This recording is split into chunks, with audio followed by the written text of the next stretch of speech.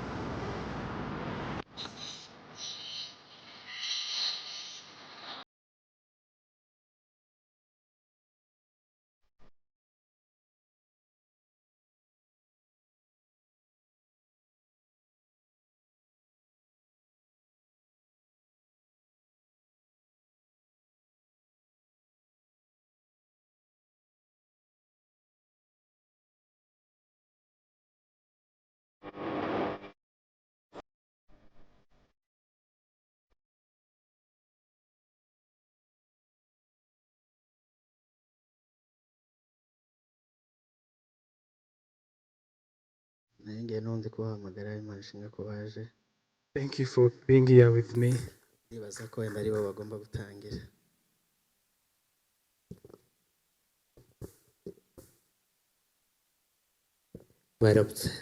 Greetings to you all.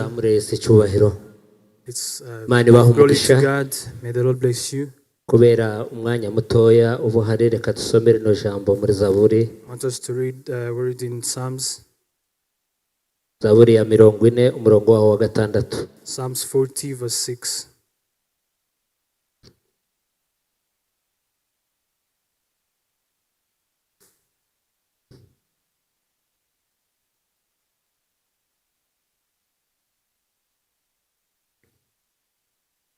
Haravuga ngo uhoraho mana yanjye ntawuhwanye nawe, mbega ibitangaza wakoze, mbega imigambi myiza udufitiye. Ngerageje kubirondora kabivuga sinabishobora, ni byinshi. Amen. Duhagaze aha dushima Imana. Stand here thanking the Lord. Yatugiriye neza, kaba yatumye uyu munsi tubasha kuboneka tungana gutya kugira ngo tuze tuyihimbaze kandi tuyirame. Was blessed us to be here with you all. Turashimira Imana rero yabanye natwe. We thank the Lord who has been with us. Mu bikorwa twari dufite cyo kuza gushingira abana. For the program that we had of wedding of our children. Turashimira Imana rero yabibayemo. We thank the Lord for supporting us. Imana ikabasha kudukorera ubukwe bwiza. And he did very good. Iyo Mana yabikoze reka tuyikomera amashyi. Let's clap our hands for the Lord. Turashimira itorero rya Wells Salvation. We thank the Church of All Salvation Church.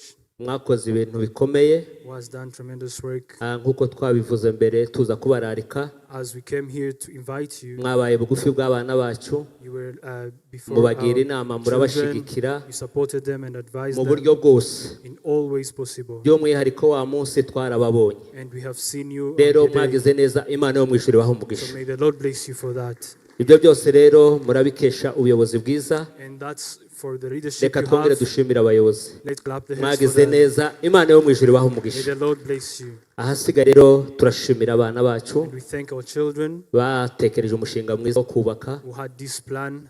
Uyu munsi bakaba bavuye mu rwego rumwe bari basanzwemo. And they have moved from one level to another. Bakaba babaye umuryango se cyangwa abagabo n'abagore.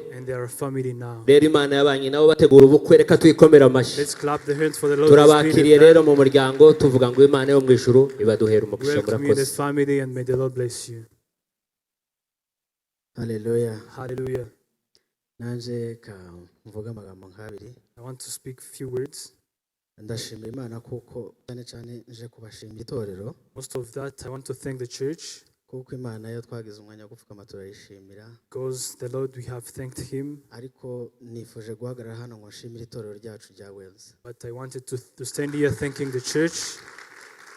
No kuri kose Wells mwankoreye ikintu gikomeye cyane. Truly you have done something great for me.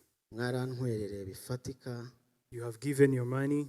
mwaritabiriye ubukwe. You came to the wedding. Kandi ibyo biba twari dufite n'ubundi bindi bikorwa byinshi byiza Imana yaduhaye. Twari dufite Rwanda Shine, twari dufite live recording abantu barimo bitegura.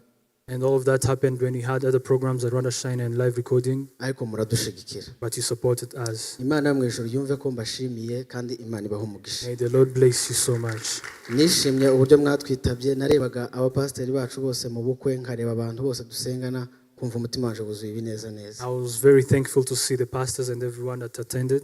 Imana mu ijuru ibaho umugisha. May the Lord bless you. Ikindi kintu nshimira Imana, nari navuze ngo ndagishimira Imana, ni ijambo ry'Imana twumvise icumweru cabanjirije ubukwe. And I want to thank the Lord for the word of God that we heard the Sunday before the wedding. Batwigishije ijambo rivuga ngo ryo muri Yesaya 45:21 ngira ngo havuga ngo ndi Imana idaca urwakibera kandi gakiza. They taught us the word in Isaiah that says, I'm the Lord who is right and also saves. Ariko iryo jambo yeme, iryo jambo na n'ubu turacagirahiranje n'umugore wanje mu rugo. We still discuss about this word, me and my wife. Nukuri kw'Imana iryo jambo ryampaye umunezero, ninjira mu bukwe numva nkeye umutima, numva meze neza na n'uyu munsi. That word has given us a very clean heart and it has really rejoiced our hearts. Naje gusanga ijambo ry'Imana ni kimwe mu bintu biza bimpa umunezero mwinshi muri buno buzima ku buryo sindabona ikindi kintu biza binganya. I found that the word of God gives me joy that I cannot find anywhere else. Rero Imana ngujishimwe kubari duhaye Bishop. So thank you, Bishop, for giving us that word. Kandi namwe mwarakoze cyane. And thank you all. Murakoze ndumva umwanya twari dufite ari uwo nguwo. Thank you so much. Imana ibaho umugisha mwinshi. May the Lord bless you. Reka twakire Maître nawe adusangiza ishimwe afite. Ku Banyarwanda gushima Imana ni ikintu gikomeye kuko urugendo tugenze tuvuye kuri 94 kuko buri amateka y'u Rwanda usanga harimo nk'umurongo uyagabanyamo kabiri. Abantu bose bavuga ngo mbere ya 94 na nyuma ya 94. Rero uhereye kuri 94 ugahera kuri jenoside yakorewe Abatutsi n'intambara yo kwihagarika, duhereye aho ngaho umunyarwanda wese uri muri kino gihugu ari uwari uhari icyo gihe ari n'uhari no munsi afite impamvu zirenze igihumbi zo gushima Imana kuko iyo urebye 94 jenoside yakorewe Abatutsi mu minsi itageze ku ijana, nubwo bavuga ngo mu minsi 100 kubona abantu barenze miliyoni bapfa, abandi barenze miliyoni urebye uteranije bari bahungiye Tanzania n'abahungiye Kongo n'abamanutse n'abandi bazamutse Uganda n'abagiye ahandi, abaturage barenga miliyoni 4 bose bari mu nkambi hanze y'igihugu, abandi nabo bakaba muri miliyoni cyangwa ndetse bayirenze barimo kuza mu gihugu batazi batakuriyemo batazi. Ndibuka nigeze guhura n'umuyobozi umwe ambwira ati ngiye Nyamirambo nako ati ngiye Kanombe kandi ubwo ari ku muhanda ujya Nyamirambo, ndavuga ntari ku muhanda ujya Kanombe ntabwo ari uyu nguyu ahubwo hari aho wayobeye yageze kuri rompo aho gukomeza umuhanda wepfa komeza wa ruguru. Urumva kuza mu gihugu utazi uko giteye utazi uko kimeze, abantu batwara imodoka bamwe bagatwarira ibumoso abandi bagatwarira iburyo, umuntu mwahurira mu nzira imodoka ntizishobore kunyuranamo ukabanza kuvamo mukumvikana umwe agaca undi agaca, bamwe batwara imodoka nta perimi bafite ari ukugenda gusa buri muntu wese yahuranye nyine nk'uko abyumva, ari akajagari umuntu aba mu nzu itariye, inzu nyinshi barazipfumuye imiryango itariho, noneho wakwinjira no mu mibereho ya buri munsi, imihanda yuzuyemo intumbi zivanze n'imbwa zabaye ibisimba, ukuntu uyu mujyi wasaga byonyine.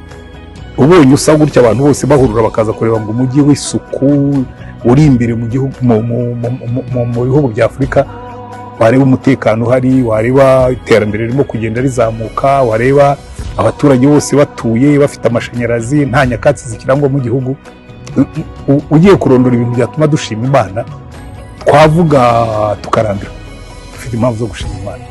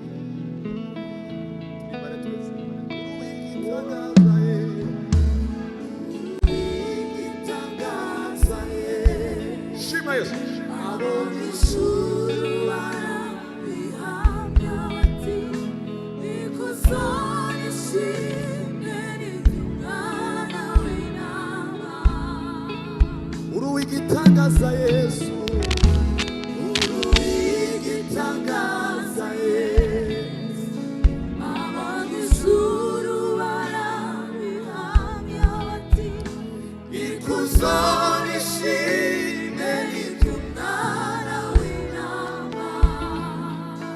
Oh, iremeye kuko ariwe washoboye gucungurira Imana Data wa twese.